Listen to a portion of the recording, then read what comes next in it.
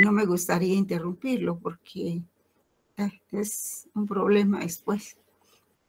Entonces, buenas tardes, licenciada. Buenas tardes. ¿Está bien, licenciada? Sí, vale. Estoy aquí esperando que ingrese la mayor parte de los que estén pendientes para poder, para no interrumpir el video, ¿verdad? Porque desconectar y conectar siempre da problemas. Aquí veo algunas caritas conocidas como la de Sergio Estuardo. Estuvo conmigo el semestre pasado, ¿verdad, Sergio Estuardo? ¿O solo está la carita y no me está? Sí, licenciada. No está en clase. Sí, estoy por acá, licenciada. Anda por ahí pegando de saltos y no está aquí. Este estuvo el semestre pasado conmigo en filosofía, ¿verdad? Así es, licenciada. Sí. Tuvimos la oportunidad de estar con usted. Sí. Pues que me alegro de verlo en este otro semestre también. Gracias. Eso quiere decir que sí le gustó mi metodología para impartir el curso. Sí. O no había otro, a esa hora no había otro. No, la verdad es que sí, licenciada, ahí estamos para servirle en lo que necesite. Muchísimas gracias, yo también. Pues estoy viendo cómo ingreso la mayor parte de alumnos. Llevo 114, porque estoy segura que me van a estar. Voy a dar estos últimos minutitos antes de las 6 porque quiero exhibirles un pequeño video de la doctora Hortensia. Ella es una doctora argentina especializada en Derecho Internacional y ella explica pues más o menos cómo fue naciendo el derecho internacional y posteriormente los antecedentes de lo que ahora conocemos como la Organización de Naciones Unidas, ¿verdad? Así es de que vamos a ver esa parte hoy y a ver cómo nos va el tiempo. Así es de que yo creo que ya con 122, pero siguen ingresando. Ahí estamos. Bueno, creo que ya ahorita ya puedo. Voy a quitar el volumen y yo me desaparezco para colocar el video. Solo les quiero recomendar que alguien me diga si lo ven, ¿verdad? Bueno.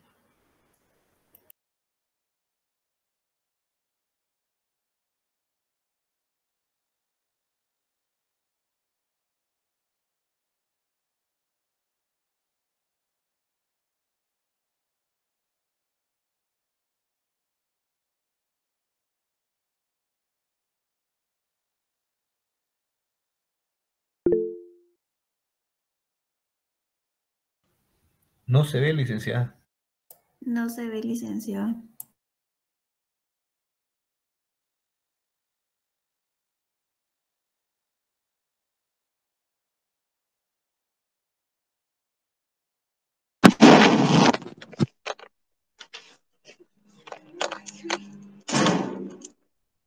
¡Súbete la puerta!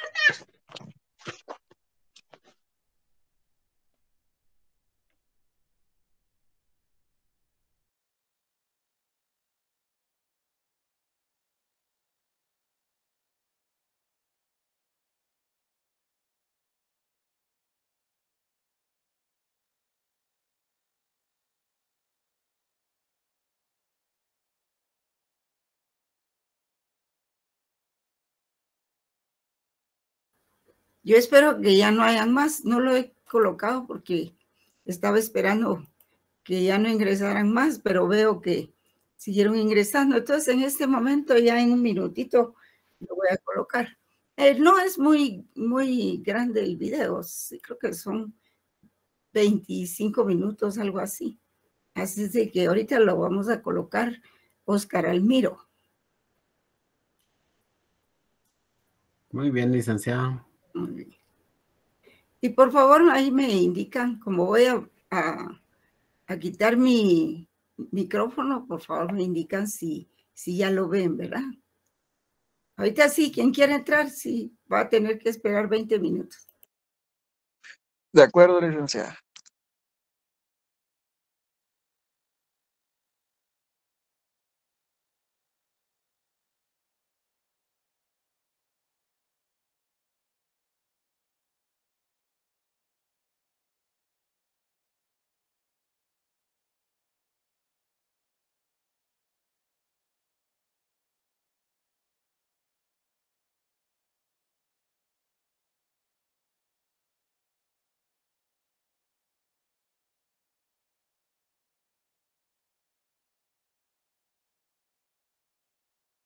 Vamos a hablar del derecho internacional público y quizás es una de las ramas del derecho en la que más uno puede verificar la idea de que los hechos preceden al derecho. Derecho internacional público. Es decir, que vamos a hablar de normas, de pautas de conducta que tienen una naturaleza jurídica, es decir, que son aquellas que generan derechos y obligaciones para quienes el propio ordenamiento así lo establece. Y si hablamos de un derecho positivo, evidentemente tenemos que fijarle un ámbito de validez, no solo material, sino que también personal y temporal. Es decir, tenemos algo así que ponerle una fecha de nacimiento. ¿Por qué les decía que es quizás una de las ramas del derecho en la que más se haga evidente que los hechos preceden al derecho? Tenemos que retroceder en el tiempo, tenemos que ir al escenario europeo y tenemos que recordar que con la caída del Imperio Romano por las invasiones bárbaras, hay toda una lucha por el poder que se gesta primero entre los señores feudales y poco a poco entre quienes van configurándose como una suerte de imperios y que, por supuesto, todos quieren ser el imperio que sucede al Imperio Romano, en el sentido de ser el soberano que contiene la suma del poder público y a quien todos los demás tienen que obedecer. Quizás a partir del siglo XI particularmente, se hace evidente las luchas entre el Sacro Imperio Romano Germánico por un lado y por el otro del papado. Porque hay que tener en cuenta que cuando el Imperio Romano deja de lado la seguridad de Roma para centrarse fundamentalmente en Oriente, quien asume la defensa de Roma es el Papa. Evidentemente, él también pretende ser el soberano. Estas luchas entre el papado y el Sacro Imperio Romano Germánico se transforman luego en luchas de religión y se hacen particularmente evidentes en el siglo XVI entre, por un lado, la Reforma y, por el otro lado, la Contrarreforma. Y estas luchas llevan a una guerra que prácticamente destruye Europa, la Guerra de los 30 años. Y cuando llegan a ese estado, estos señores que pretenden todos ser soberanos, no les queda más remedio que acordar la terminación de ese conflicto armado. Y esta terminación, como es de un conflicto armado, como es de una guerra, entendida como lucha armada entre dos o más estados, ese es el concepto jurídico de guerra y no otro. Estos señores poderosos se ven forzados a concluir una serie de acuerdos en una región de Westfalia que generalmente se los conoce con el nombre de la Paz de Westfalia. Esto ocurre en el año 1648 y es ahí donde podemos poner esta fecha de nacimiento, este inicio del ámbito de validez temporal de nuestra materia, el derecho internacional público. ¿Y qué es lo que acuerdan fundamentalmente estos señores? Si quieren poner fin a estos conflictos permanentes por saber quiénes son soberanos, acuerdan un principio de igualdad jurídica. ¿Qué quiere decir esto de igualdad jurídica? Lo que acuerdan es que todos y cada uno de ellos van a ser soberanos, pero al interior de sus territorios. Y en consecuencia, si todos son soberanos al interior de sus territorios, en sus relaciones, que las van a regular a través del derecho, van a ser iguales jurídicamente. Y este principio de igualdad jurídica lleva entonces a un sistema de normas jurídicas, pero un sistema evidentemente descentralizado. Y ojo, porque por supuesto es centralizado en la creación de normas, acuerdos de la Paz de Westfalia. Creación de normas en virtud del acuerdo de voluntades entre estados soberanos. Creación, modificación y extinción de las normas por ese mismo acuerdo. En consecuencia, si bien son normas de naturaleza jurídica, la naturaleza de estas normas es dispositiva. Van a ser creadas, modificadas o se extinguen por acuerdo de voluntades de quienes son las partes. En la creación, pero también en la interpretación de las normas que ellos crean. Solamente las partes tienen la capacidad de interpretar las normas por las que se han vinculado, o bien delegar en un tercero que solucione esa controversia interpretativa que ellos tienen en un momento determinado.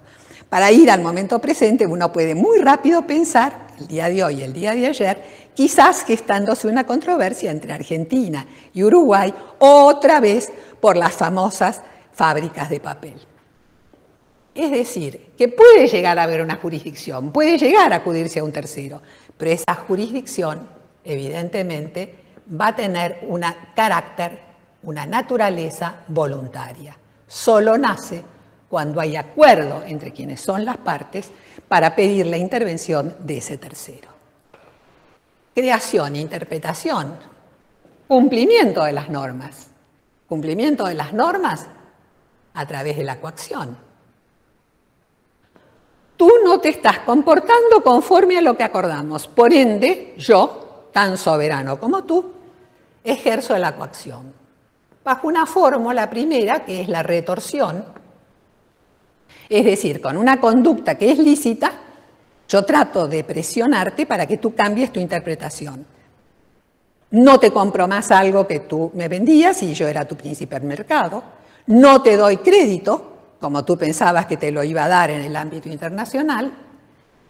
Si la retorsión consideraban estos señores que no era suficiente, pues podían acudir a la represalia. Y acá ya no es más un acto conforme a derecho, porque los estados son libres de comprar, vender o prestar a quien quieran.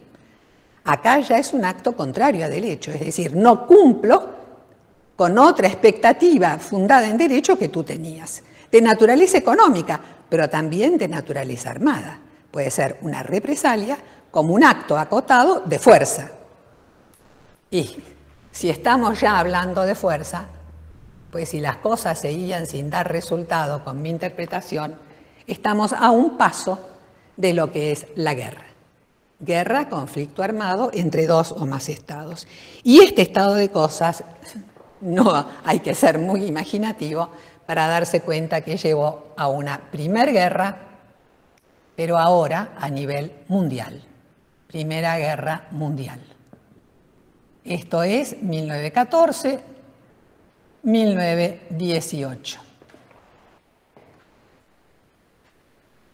Si es una guerra, durante la guerra se aplican normas jurídicas del derecho internacional, pero del derecho internacional de la guerra, o también, como se lo suele llamar, de los conflictos armados.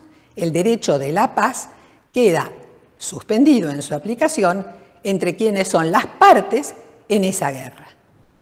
Hay que ponerle un término jurídico, como se hizo en 1648 a través de los acuerdos de la Paz de Westfalia, pues este término a esta guerra se pone en 1919 con la adopción otra vez de un tratado, que es el Tratado de Versalles, porque es el lugar en el que se concluyó. Y este tratado, que es realmente muy extenso, entre sus disposiciones tiene una que crea una organización internacional intergubernamental, es decir, entre estados, a la que se le va a dar un objetivo de naturaleza política. Y esta organización es la Sociedad de Naciones. ¿Por qué un objetivo de naturaleza política? Y porque a esta pobre garante, en el preámbulo, que es donde se ponen los objetivos, en el preámbulo de esta parte del tratado que crea la Sociedad de Naciones, en el preámbulo se establece que se la crea para ser garante de la paz. Retengan la terminología. Quien estudia Derecho y aún en la vida diaria, todos sabemos que el garante que vamos a aceptar en un negocio que yo tengo con alguien es alguien que sea solvente. Dejámoslo como un recuerdo y tengamos presente la palabra. Por un lado, ser garante de la paz. Ser garante de la paz ¿entre quiénes? Evidentemente, entre quienes son las partes en este tratado. Es decir, que esta parte del Tratado de Versalles, como todo el tratado, tiene una naturaleza de tipo contractual, genera derechos y obligaciones para quienes son las partes. Y además de ser garantes de la paz, le confieren la capacidad de desarrollar la cooperación internacional. Desarrollar la cooperación está específicamente contenido en el artículo 24 del Tratado de Versalles, del tratado que crea la Sociedad de las Naciones, y hace referencia a una serie de organizaciones internacionales e intergubernamentales, oficinas que desde mediados del siglo XIX se habían ido creando por los estados como personas jurídicas, mediante tratados, a las que le daban la capacidad de cumplir determinados servicios públicos a nivel internacional. Inmediatamente vamos a pensar en una que vive, por cierto, hasta el día de hoy y que es imprescindible a pesar de que existan los emails, que es la Organización Internacional de Telecomunicaciones, la Organización Internacional Postal y la Organización Internacional específicamente para lo que son las telecomunicaciones. Desarrollar entonces la cooperación. En esto de ser garante de la paz hay algo que es importante de retener, porque aparece un primer esbozo entre las partes, ojo, que eran quienes perdieron la Primera Guerra y quienes eran los estados aliados y asociados, nadie más, por más que los efectos abarcaban el mundo de la época. Aparece una regulación jurídica de la guerra. En primer lugar, hay una condena a la guerra de agresión, y eso está, por supuesto, entre las partes en el artículo 10 del pacto. En segundo lugar, hay una moratoria de guerra, no se la prohíbe, pero las partes pactan que si se suscita entre ellas una controversia o si alguna de ellas tiene un interés nacional que cree poder defenderlo, porque no hay otra manera a través del empleo de la Fuerza Armada, bueno, pues debe pactar, desde que esto se cristaliza en una tensión internacional, una moratoria de guerra de 3 meses. Y por último, se comprometen a no recurrir a la guerra, es el artículo 13 del pacto, aquí estoy poniéndole los números de los artículos, porque algo muy importante es tener siempre la norma jurídica positiva que vamos a estudiar o que vamos a ver, no recurrir a la guerra contra un Estado que esté conformando su conducta a una sentencia o a un laudo dictado en el ámbito internacional. Es curioso señalar que en el mismo Tratado de Versalles, en otra parte del Tratado de Versalles, se crea también una organización internacional, quizás para muchos conocida, la Organización Internacional del Trabajo, como una manera de poder ver la forma de evitar conflictos que podían poner en peligro la paz y la seguridad internacionales entre el trabajo y quienes dan el trabajo. Esta es una de las maneras de desarrollar la cooperación contemplada en el artículo 24. Si es una persona jurídica con capacidad propia para cumplir estos dos objetivos, evidentemente hay que dotarla de órganos. No tiene manos, no tiene pies, no tiene boca. ¿Quiénes eran estos órganos? Los órganos están contemplados en el artículo 2 del tratado. En primer lugar, era una asamblea. La asamblea está descrita en el artículo 3. Era un órgano del que participaban todos los estados miembros de la Sociedad de Naciones. Si bien fue un tratado abierto, tuvo la característica que también era un tratado del cual las partes, cuando no le gustaba lo que pasaba en su ámbito, podían desvincularse. Esto quiere decir que en un momento dado, por ejemplo, Alemania, Italia, que habían pasado a formar parte también de la Sociedad de Naciones, cuando no coincidieron las expectativas nacionales, entre comillas, podríamos decir, de aquellos líderes de aquella época, pues lisa y llanamente se desvincularon del tratado. Entonces, órgano plenario de quienes son miembros en el momento que son miembros. El otro órgano, un consejo. Un consejo que está descrito en el artículo 4 del tratado. Un consejo integrado por miembros permanentes y miembros no permanentes. Esto también es interesante porque es algo que vamos a ver que como estructura se mantiene con el paso de los años. Y por último, una secretaría, que hace las veces, por supuesto, de funcionarios administrativos de la organización. Está descrita en el artículo 6. Hay un intento de regular el empleo de la fuerza. Pero ¿cuáles son los problemas que se plantean? Y es que en las sanciones que se contemplan con relación a quienes no cumplen los objetivos del pacto tienen un sistema que sigue siendo descentralizado. Los estados pueden responder como lo entiendan pertinente. Y esto está en los artículos 15 y 16 del pacto. ¿Se acuerdan? Así era este derecho internacional que ya condujo a una primera guerra entre 1914 y 1918. Claro, si el sistema sigue siendo descentralizado en cuanto a la coacción, la lógica nos muestra la evidencia de que esto iba a terminar en una segunda guerra a nivel mundial.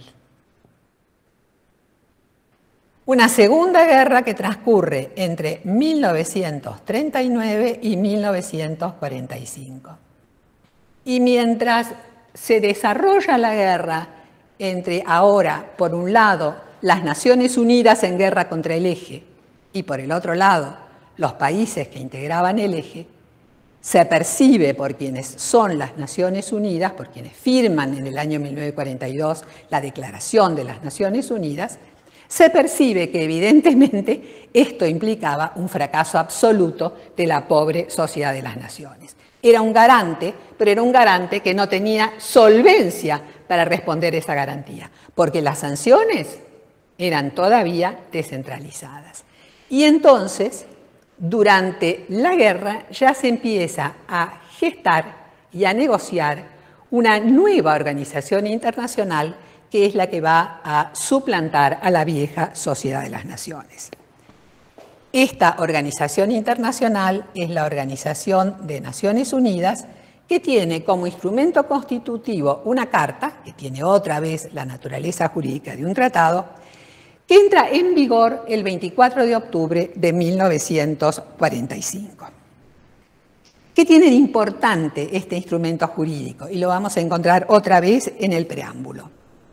El preámbulo de este instrumento jurídico, a diferencia del preámbulo de la Sociedad de Naciones, va a reconocer la existencia de valores que son esenciales a la vida y a la subsistencia de la comunidad internacional. Esos valores son, por un lado, la paz y por el otro lado, la dignidad del ser humano.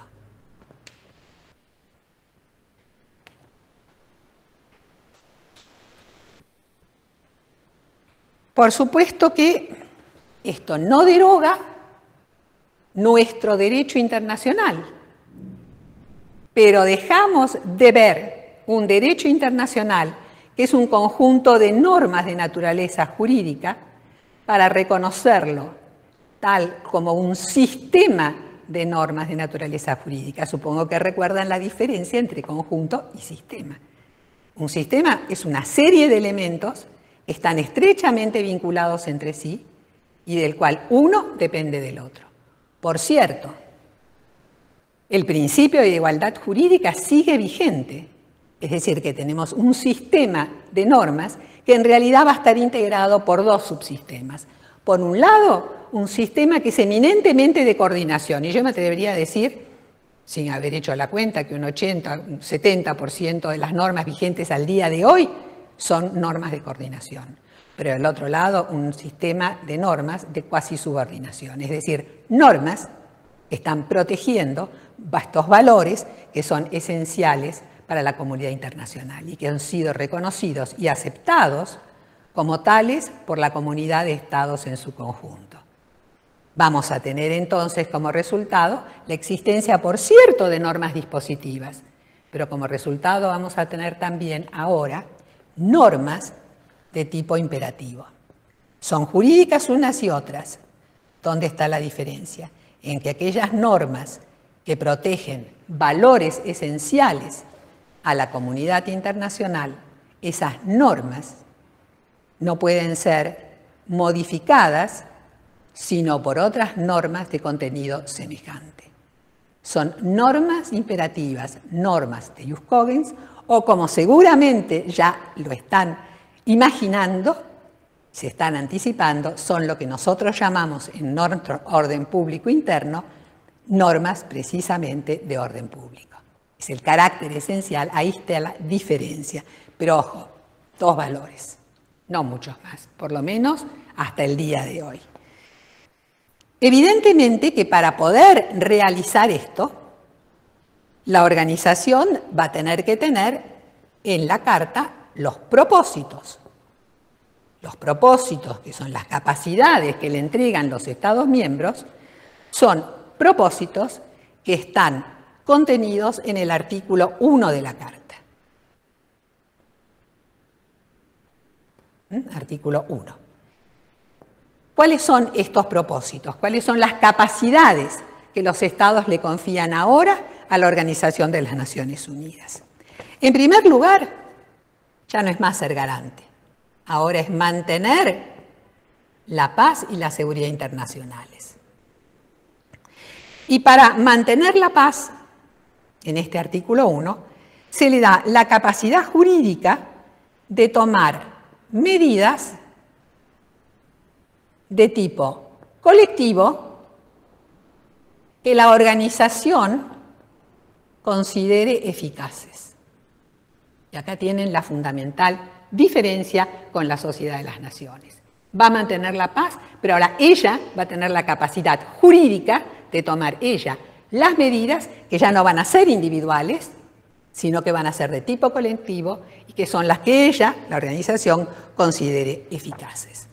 No solo tomar medidas colectivas eficaces, sino que dentro de ese mismo artículo también se le da la capacidad de lograr el ajuste o arreglo de aquellas controversias o situaciones que de prolongarse pudiesen poner en peligro la paz y la seguridad internacionales.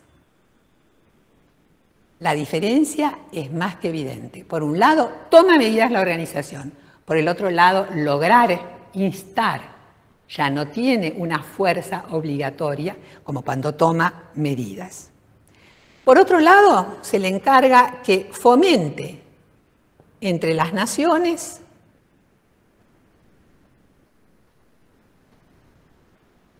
relaciones de amistad. Y acá también encontramos dos alternativas. Que fomente relaciones de amistad basadas en el principio de la igualdad de derechos. Y si volvemos a pensar en la historia, vamos a recordar que esa modificación del mapa de Europa que resultó con motivo de la Primera Guerra Mundial, donde caen los imperios y nacen los estados centroeuropeos, dio lugar a muchas cuestiones entre las naciones europeas que allí habitaban, porque cada una se decía, este es mi territorio, y esos conflictos llevaron a guerras y a conflictos armados que en más de un caso lamentablemente perduran en nuestros días. Entonces, con relación al fomentar relaciones de amistad, por un lado basadas en el principio de igualdad de derechos entre las naciones, problema europeo, pero además fomentar relaciones de amistad basadas en el principio de igualdad y libre determinación de los pueblos. ¿Cuáles pueblos? Los pueblos sometidos a dominación extranjera. No todos, solamente aquellos que, hablando en buen romance, tenían en aquel momento, 1945, octubre del 45, la condición de colonias. Y por último, algo bien importante, se le vuelve a confiar la realización de la cooperación internacional. Por supuesto que en ámbitos de carácter social, cultural, humanitario, sanitario y educativo, bajo tres formas: por acuerdos entre Estados y la organización, y por último, por acuerdos, si ustedes quieren, entre comillas, por los sucesores de estas oficinas, lo que la Carta denomina los organismos especializados. Todas aquellas organizaciones internacionales intergubernamentales que cumplan funciones en este ámbito y que voluntariamente quieran concluir acuerdos con la organización para integrar el sistema, lo que se llama el sistema de las Naciones Unidas. Ahí aparece, por supuesto, en primer lugar, nuestra vieja OIT y la Unión Postal Universal, más de otras muy meneadas hoy día, como pueden ser el Fondo Monetario Internacional o el Banco Mundial. Entonces, también tiene que realizar la cooperación, y esto en particular lo vamos a encontrar, por supuesto, que en este artículo 1, este es el primer artículo 1, inciso 1, este es artículo 1, inciso 2, y esto es artículo 1, inciso 3. Pero vamos a encontrarlo desarrollado en los artículos 43, 48, 57 y 63 de la Carta. Ahora bien, si para realizar los objetivos se le establecen determinadas capacidades a través de los propósitos, evidentemente va a haber que establecer cuáles son los principios por los que se van a vincular la organización y los estados miembros de la organización. Esto está en el artículo 2. ¿Cortamos acá?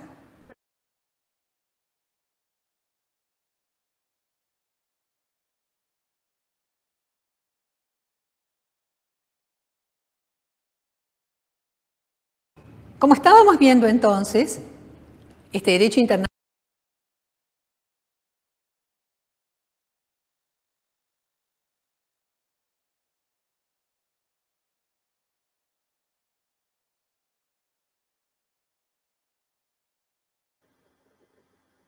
Muy bien, jóvenes. Entonces, como pudieron darse cuenta, pues el derecho internacional surge a la par de las instituciones más importantes del derecho internacional, precisamente, ¿verdad?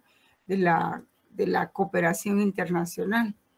O sea, surgen al mismo tiempo, tanto el derecho como las instituciones. Y pues la ONU tiene sus antecedentes. En un principio, digamos que el antecedente más importante de la creación de la Organización de Naciones Unidas se firmó dentro de la Primera Guerra Mundial, en el transcurso pues de la Primera Guerra Mundial. Y hubo varios intentos antes de firmar ese pacto de la Sociedad de Naciones. Se le llamó de dos formas, Pacto de la Sociedad de Naciones, que ustedes escuchan a la ponente mencionarlo, y también se le llamó Liga de las Naciones, Liga de las Naciones. Y entonces, esos antecedentes son muy importantes para conocer cómo es que se concretaron los intentos de los países en lo que conocemos hoy como la comunidad internacional organizada, y que se encuentra en la Organización de Naciones Unidas a nivel mundial.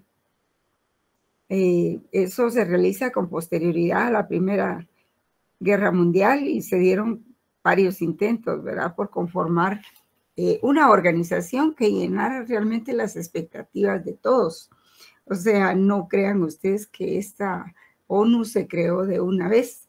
Hubo varios intentos, hubo varios documentos escritos, varios acuerdos, hasta que hubo uno que funcionó, pues se fueron viendo las debilidades de las anteriores instituciones, como por ejemplo eso que explica la doctora ahí, que inicialmente se les dio se creó como una de las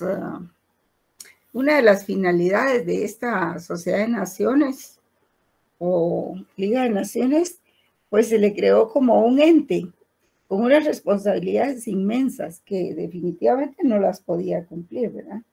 Y se le dio el nombre de que la institución era garante de la paz en el mundo, para lo cual no tenía ni la solvencia, como dice la doctora Hortensia, ni tenía el poder, porque tener el poder es muy importante. Entonces no podía ser garante de nadie ni de nada. Y la Primera Guerra Mundial se dio pues se dio con posterioridad, digamos, se dieron la Primera Guerra Mundial pues se originó en el asesinato en Sarajevo del archiduque Francisco Fernando de Austria, el 18 de junio de 1914. También en el Imperio Austrohúngaro, que declaró la guerra a Serbia, y el 1 de julio de ese mismo año, cuando Alemania le declara la guerra a Rusia y Francia. O sea, estaban todos contra todos, pero había un buen conjunto de países que no estaban participando de nada, como por ejemplo toda América, ¿verdad? América, Norteamérica y América Latina. Y África también, habían otros países habían otros países que no intervenían en nada. Entonces, en medio de esa guerra, la Primera Guerra Mundial, es que hay intentos por crear una institución de ese tipo. Y posteriormente, cuando finalmente se llega a crear esa Sociedad de Naciones, surge con una serie de debilidades, como les había dicho. La verdad es que en la Primera Guerra Mundial, Estados Unidos no había ingresado a la guerra. Él se abstuvo de entrar a la guerra, pero lo van convenciendo los otros países hasta que al fin convencen al presidente Woodrow Wilson de los Estados Unidos, lo convencen de que entre a la guerra, pero él dice, no, yo voy a ingresar, pero si me hacen caso de estos 14 puntos que voy a plantear. Y así esos 14 puntos que da a conocer Wilson en el 8 de enero de 1918, que es prácticamente una declaración con fines pacíficos. Aunque se esforzó por todos los medios de mantener a los Estados Unidos fuera de la guerra. Al final no pudo. Entonces se da los 14 puntos que contiene la declaración son, por ejemplo, se dice que él plantea que la diplomacia debe ser abierta, es decir, que todos los tratados serían públicos y se prohibían los tratados secretos. También se establecía la libertad de navegación en todos los mares, en cualquier tiempo, la supresión de las barreras aduanales para el comercio internacional entre naciones que cooperen con la paz, y la reducción de armamentos al mínimo para la seguridad internacional. Hay dos cosas aquí muy importantes, jóvenes, que han perseguido estas instituciones hasta llegar a la ONU. Pues la paz internacional y la seguridad internacional. Esos son dos aspectos que se manejan en todo lo concerniente a la construcción de la Organización de Naciones Unidas. También se defiende la libre autodeterminación de los pueblos y el más importante de los puntos, la necesidad de construir una sociedad general de naciones con el propósito de proteger a todas las naciones sobre la base del principio de igualdad. Claro, todos estos preceptos y propósitos son muy importantes hasta llegar a la ONU, que es en esa declaración, es donde ya se hacen declaraciones de valores, como dice la doctora Hortensia. El primer valor, pues, es la paz, y el segundo valor es respetar la dignidad del ser humano. Y eso tiene mucho que ver con los derechos humanos, y es donde se empieza a recibir, o sea, a pensar y a legislar en la ONU con base en los derechos humanos. Es de ese modo, es que con base en esa propuesta y compromisos expresos de prestarse garantías mutuas de independencia política e integridad territorial entre los países, que se suscribió el Tratado de Paz General al celebrarse la Conferencia de Paz de Versalles. Una comisión especial elaboró el Pacto de la Sociedad de Naciones. Se desarrolla dentro del pacto el compromiso de no agresión y respeto mutuo por la integridad territorial e independencia política, el interés de la sociedad por cualquier guerra o amenaza de guerra.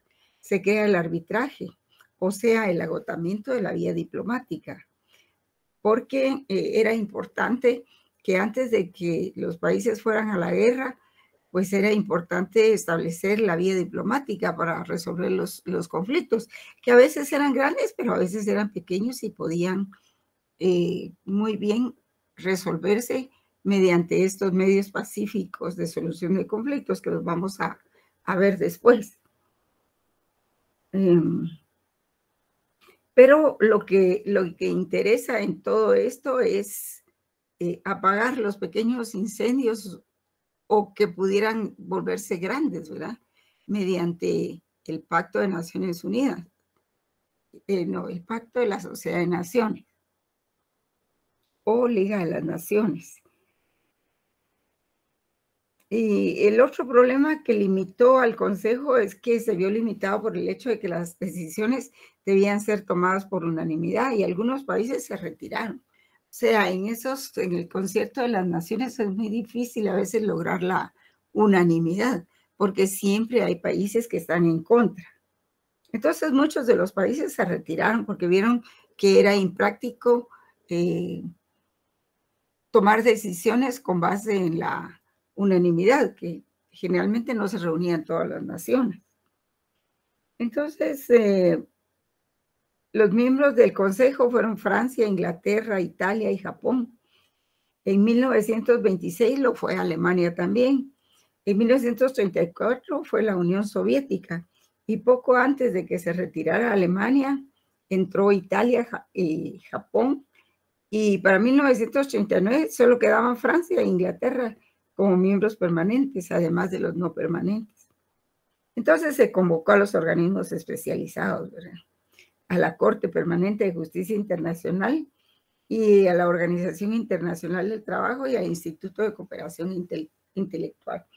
Quiero agregar de que antes de que se creara la Organización de Naciones Unidas como tal, estos tres organismos ya formaban parte de la Sociedad de Naciones. Y cuando se crea la Organización de Naciones Unidas, los convalida y continúan siendo parte de la ONU, ¿verdad? De Naciones Unidas. Estos son los organismos especializados, son la Corte Permanente de Justicia Internacional, la Organización Internacional del Trabajo, que la han oído ustedes mencionar, y el Instituto de Cooperación Intelectual. Y se establece que si un Estado acude a la guerra a pesar del pacto, se le considerará como si el acto de guerra se hubiese cometido contra los demás miembros de la misma sociedad, ¿verdad?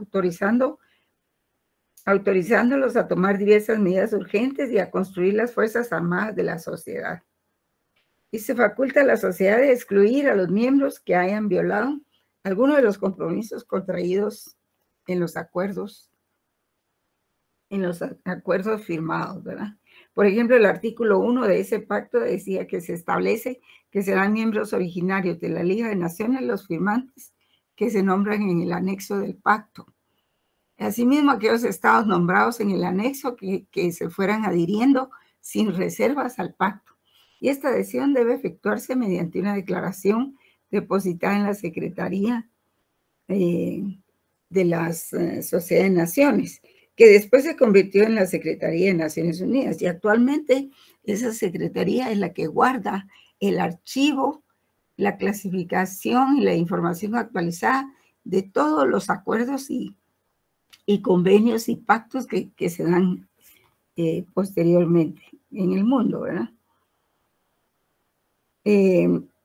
Posteriormente, en 1936, se disolvió la Asamblea General de Naciones Unidas, de la Sociedad, ¿verdad?, de Naciones Unidas, en Ginebra, Suiza. Y luego del cierre de la Sociedad de Naciones, pues otros organismos ocuparon su lugar en el Palacio, como la Oficina Europea de Naciones Unidas, la Conferencia de Naciones Unidas sobre Comercio y Desarrollo, el Alto Comisionado de las Naciones Unidas para Refugiados, ACNUR, y conferencias internacionales. Posteriormente surgieron otros eventos como antecedentes de la ONU, como los que les voy a enumerar. Por ejemplo, la Carta del Atlántico, la Declaración de Washington, 1942, la Conferencia de Dunbar en la Casa Dunbar Oaks en Washington de 1944, la Declaración de Yalta en Crimea en 1945, y finalmente que surge la Carta de San Francisco en 1945. No obstante todos esos intentos, pues surgió la Segunda Guerra Mundial, porque no estaba consolidada realmente la Sociedad de Naciones como tal, y no gozaba de credibilidad. Entonces, en la Segunda Guerra Mundial, con mayor razón se evidenció la necesidad de los países de organizarse en una institución que acogiera a la comunidad internacional en contra de los países del eje. Ustedes saben cuáles fueron los países del eje en la Segunda Guerra Mundial, ¿verdad? Que era Alemania, Italia y Japón, que lucharon contra los aliados durante la Segunda Guerra Mundial. ¿Quiénes eran los aliados? Pues Estados Unidos, Francia, ¿cuáles otros países jóvenes? Bueno, eran todos los demás países que no estuvieran ni en el eje ni con los aliados. Ah, no, era Rusia, la Unión, la URSS, Estados Unidos y me parece que algunos países de América Latina. Tan es así que a Guatemala vinieron muchos de los alemanes expulsados de su país cuando terminó la Segunda Guerra Mundial. Argentina también formaba parte de los países aliados. Canadá, pues no se puede decir porque Canadá es casi como una provincia de Estados Unidos. Inglaterra también, sí, gracias Manuel. Entonces, al final de la Conferencia Internacional de San Francisco, que se celebró el 25 de abril de 1945, el nombre de Naciones Unidas fue propuesto por el presidente de Estados Unidos, Franklin Delano Roosevelt, y se utilizó por primera vez el 1 de enero de 1942 en plena Guerra Mundial, cuando representantes de 26 naciones aprobaron la Declaración de las Naciones Unidas, que es una declaración constitutiva de la institución, precisamente pues es como su constitución, ¿verdad? Como aquí la Constitución Política de Guatemala, porque es fundante de la organización. Y entonces quedó fundada el 24 de octubre de 1945 por los estados que en ella participaron para protegerse en contra de las potencias del eje. y terminar con la Segunda Guerra Mundial. Y se le constituyó como el máximo representante de la comunidad internacional organizada. Se estableció el Consejo de Seguridad para el Mantenimiento de la Paz con la presencia de China, Estados Unidos, Francia, Reino Unido y la antigua Unión de Repúblicas Socialistas Soviéticas, que posteriormente con Gorbachov desapareció, ¿verdad? Y que además de que cuenta con el derecho a veto, digamos, si algún país quiere inscribirse en las Naciones Unidas, tiene que contar con la aprobación del Consejo de Seguridad. Pero si hay alguna iniciativa de ley o alguna iniciativa de alguna acción de cualquier país, siempre estos países tienen derecho de veto. China, Estados Unidos, Francia, Reino Unido y Rusia, ¿verdad? Ahora es Rusia, ya no es la URSS. Y bueno, pues cuando se firmó la carta, la firmaron 50 países. Luego, esa carta se firmó en Polonia, que no estuvo representada, que más tarde la firmó y que fue el estado número 51, y que posteriormente otros estados fueron adhiriéndose a la convención. Entonces, las Naciones Unidas empezaron a existir en 1945, después de que la carta fuera ratificada por China, Francia, la Unión Soviética, el Reino Unido, los Estados Unidos y la mayoría de los demás signatarios. Como siempre, ellos tienen el poder, ¿verdad? Entonces, no es lo mismo que firmar a la Carta de Naciones Unidas, por ejemplo, Guatemala, Uruguay, El Salvador, Nicaragua, no tendría el mismo peso que la firmen estos estados como China, la Unión Soviética, Francia, Reino Unido y Estados Unidos, etcétera. No obstante que hay un principio de igualdad, pero no es una igualdad real, sino solo es una igualdad formal. Y el derecho a un voto en la Asamblea de Naciones Unidas de todos los países, sean grandes o pequeños, precisamente por ese principio de igualdad. Y entre los objetivos, es decir, entre su naturaleza, integración y objetivos de la ONU, pues su naturaleza es de ser una institución universal, o sea, es planetaria, es todo, ¿verdad? Es un parlamento mundial y se integra por miembros originarios, que son los fundadores, y los admitidos, que son los que se integraron posterior a su fundación. Para ser miembro de la ONU se requiere promover la paz y tener capacidad de cumplir con las obligaciones de la organización, y se puede ingresar si se tiene recomendación del Consejo de Seguridad para que la Asamblea otorgue su consentimiento. Los idiomas oficiales son el chino, español, francés, inglés, árabe y ruso. Pero el francés tiene preeminencia ahí, ¿verdad? Entre los objetivos y propósitos de la ONU, y esto es toral, es mantener la paz y la seguridad en el mundo. La ONU lo que busca es apagar, detectar primero cualquier incendio que pueda surgir en el mundo y ver cómo apaga esos incendios por medios diplomáticos. Ahora, cuando ya no se puede, pues en el caso de Rusia con Ucrania, pues ya no se pudo, ¿verdad? Sin embargo, siguen haciendo los intentos. Pero los objetivos son mantener la paz y la seguridad mundial, evitar la guerra por medios efectivos, desarrollar relaciones amistosas, el arreglo de controversias o situaciones internacionales susceptibles de conducir al quebrantamiento de la paz.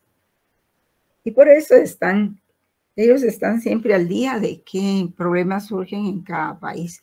Por ejemplo, este país de Nigeria, que es de África, que ellos empezaron a amenazar, y hay algunos problemas hacia adentro, porque lo que ellos quieren es que todas las materias primas se alzaron en contra de Estados Unidos y de Francia, especialmente de Francia, y lo que quieren es independencia para manejar sus recursos porque pues tienen muchas minas ahí que explotar, y lo que les pagan los países no los deja desarrollarse, ¿verdad? Lo que hacen es que les dan préstamos y los préstamos pues vienen a endeudar a cada país y a frenar su desarrollo precisamente por eso. Aparte de que se presta para cuestiones incorrectas o de corrupción, digamos que no se invierten los préstamos para lo que están destinados realmente. En fin. También busca fomentar entre las naciones la amistad basada en el respeto y el principio de igualdad y libre determinación de los pueblos y tomar otras medidas adecuadas para fortalecer la paz universal.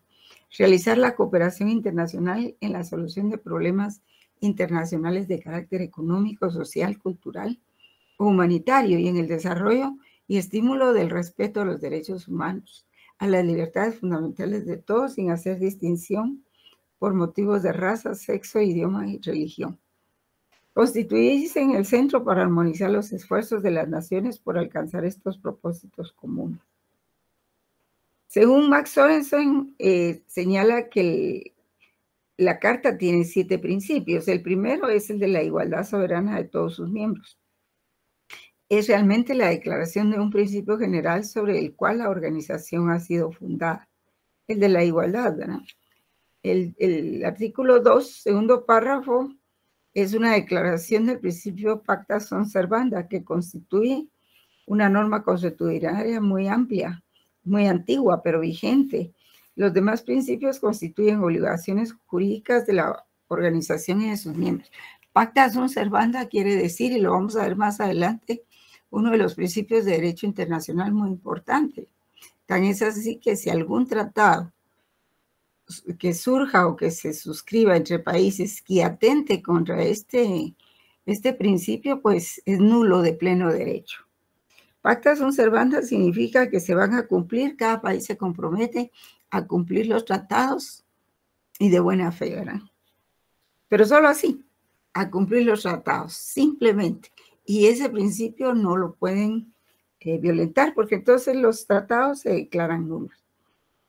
Luego, los últimos 2 párrafos se refieren a la competencia de la organización, extendiéndola hasta donde es posible para mantener la paz y la seguridad internacionales, limitándola a asuntos que no caen dentro de la jurisdicción interna de cualquier Estado.